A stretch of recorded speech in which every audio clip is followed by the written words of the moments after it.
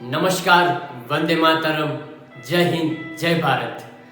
मैं चेरिश पटेल आज 74वें स्वतंत्र दिन पे मेरे कुछ विचार आपसे साझा कर रहा हूँ। तिरंगा हमारा। साहब, ये तिरंगा इसलिए नहीं लहराता कि हवा चलती है, लहराता इसलिए है कि हमारे शहीद जवान इस पे अपनी जान फूंक के जाते हैं। शहादत शब्द सुनते ही मानो शरीर में एक चिंगारी सी जल उठती है। ये शहादत का दौर हमेशा चलता आ रहा है। इस देश को बचाने के लिए, इस देश की भूमि को बचाने के लिए, ये तिरंगा लहराने के लिए, हमारी वतन की आन बान और शान के लिए 1857 में हमारे स्वतंत्र संग्राम की पहली नींव रखी गई। तब से मानो आज तक हमेशा इस देश पे जान न्यौछावर करने के लिए हर एक भारतवासी हमेशा तत्पर रहा है, हमेशा तैयार रहा है। उस टाइम का एक दौर था जब हमारे स्वतंत्र सेनानी भगत सिंह, लाल बहादुर शास्त्री, सुखदेव, राजगुरु, जिन्होंने हमारे बहुत छोटी उम्र में इस देश के लिए अपने प्राण न्यौछावर कर दिए थे। और आज का एक दौर है, हमारे जवान हमेशा हमारी रक्षा के लिए बॉर्डर पे तैयार है, तत्पर रहते हैं कि कोई इस देश पे आंख उठा के ना देखे, आंख उठा के ना देखे। आगे मैं अपनी बात कहूंगा। उस टाइम का दौर था जब लोग मर मिटने के लिए तैयार थे, जान दे देते थे, फांसी पे चढ़ जाते थे, क्योंकि उस टाइम की कसौटी थी कि हम अपने देश के लिए क्या कर सकते हैं।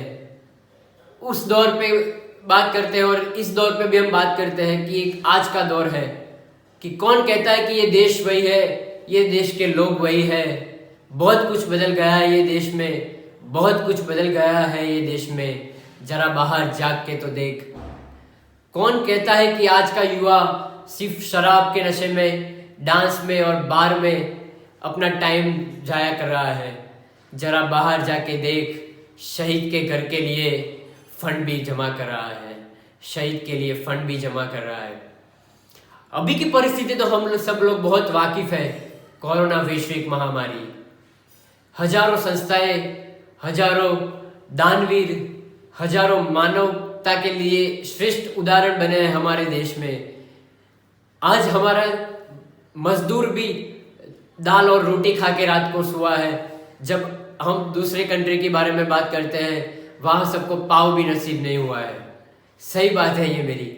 ये देश की एक हमारा जज्बा है, ये देश के प्रति हमारा, कि इस देश में कोई भूखा भी नहीं सोता है। हाँ, कुछ लोग हैं जो अभी भी उस रेखा के बहुत नीचे है, गरीबी के, लेकिन हम सब मिलके प्रयास करेंगे तो ये देश बहुत जल्दी ये सबसे बाहर आएगा, बहुत जल्दी ये सबसे बाहर आएगा। दूसरी बात करते हैं ये देश बदलने की। बहुत कुछ से नए बदलाव आ गए हैं इस देश में, बहुत कुछ से नए बदलाव आ गए हैं। कौन कहता है कि लड़ाई सिर्फ बॉर्डर पे लड़ी जाती है? कौन कहता है कि सोशल मीडिया पे लड़ाई नहीं लड़ी जाती है? जाके पूछो निर्भया की माँ को। हर एक नागरिक ट्विटर के जरिए, हर एक पोस्ट के जरिए, हर एक एफबी के जरिए वो उनके साथ खड़ा हुआ था। सरकार की नींद उड़ा दी थी। हम सब ने मिलके कि हमें हमारी बेटी के लिए इंसाफ चाहिए। हर वक्त हर कोई नागरिक अपना इमोशन सोशल मीडिया पर शेयर करता है और इस लड़ाई में सहयोगी बनता है, भागीदारी बनता है। बात करते हैं आगे इस सब की दौर में इंडिया बहुत कुछ बदलाव में आगे चल रहा है। जब वहाँ अदर कंट्री बॉलीवुड के लोग हजारों करोड़ों रुपये एक फिल्म बनाने में गवा देते हैं, वहाँ हम 8 रुपये प्रति किलोमीटर में मार्च पे जाके आते हैं। हम ऐसे प्रधानमंत्री के बीच जीते हैं जो असफलता पे हम जिसके कंधे पे सर रख के भी रो सकते हैं। सौभाग्य है हमारा, हम इस देश के वासी हैं। अंत में इतना ही कहूँगा, हमारे पूर्व प्रधानमंत्री श्री अटल बिहारी वाजपेयी ने कहा था कि भारत कोई भूमि का टुकड़ा नहीं है, एक जीता जागता राष्ट्र पुरुष है। तो आओ हम सब मिलकर प्रयास करें, हमारे देश को, हमारे वतन को महाशक्ति बनाए, राष्ट्र पुरुष पूरे विश्व का बनाए और इसमें हमारा सहयोग दे, हमारा योगदान दे। जय हिंद, जय भारत, भारत माता की जय।